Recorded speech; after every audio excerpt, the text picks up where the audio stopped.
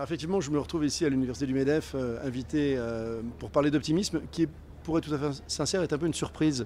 Parce que c'est vrai que depuis 2-3 ans, j'ai écrit 2 bouquins là-dessus. Parce que je suis un peu obsédé par la dépression française collective que je ne m'explique toujours pas dans une Europe qui a pourtant plein de choses à faire pour aller un peu mieux.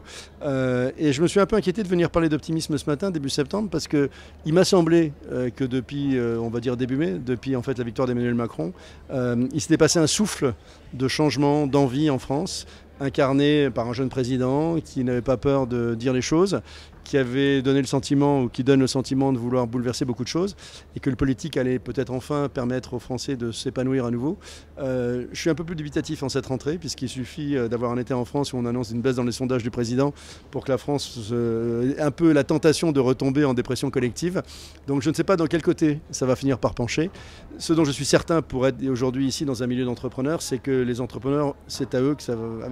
Je sais que vous avez beaucoup dans votre auditeur et dans vos lecteurs d'institutions, d'hommes politiques qui jouent évidemment un rôle majeur dans la façon dont ils organisent l'économie et la société. Je crains que dans le monde politique, il n'y ait pas beaucoup de dirigeants optimistes qui nous donnent envie de l'avenir. Donc ça, c'est un message que je peux leur adresser aujourd'hui, c'est qu'effectivement, donnez-nous envie de l'avenir, quelles que soient vos nationalités, les pays dans lesquels vous bossez. Pour l'instant, en France, je ne sais pas encore vraiment ce qui va se passer. Je pense qu'il a été une réponse, on l'a vu d'ailleurs, c'était finalement le seul qui ne nous annonçait pas un avenir pire que le passé. C'est le seul qui nous promettait que peut-être les choses pouvaient être plus agréables, que le côté c'était mieux avant, c'était peut-être une plus grande connerie historique de dire des choses pareilles.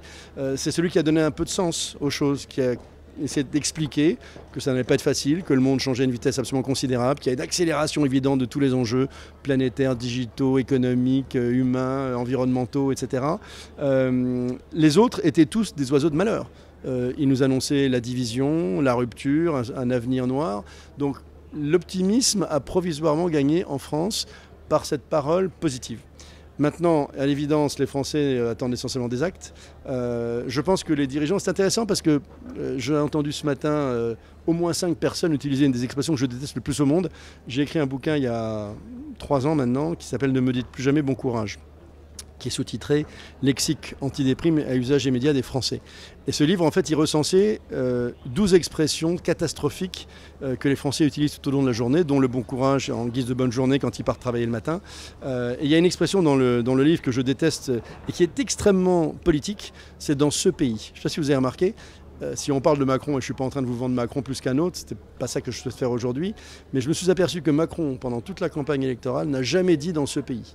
Il disait « dans notre pays » ou dans mon pays, et tous ceux qui nous annonçaient des lendemains qui déchantent disaient dans ce pays, comme si on disait dans ce pays de merde dirigé par des cons.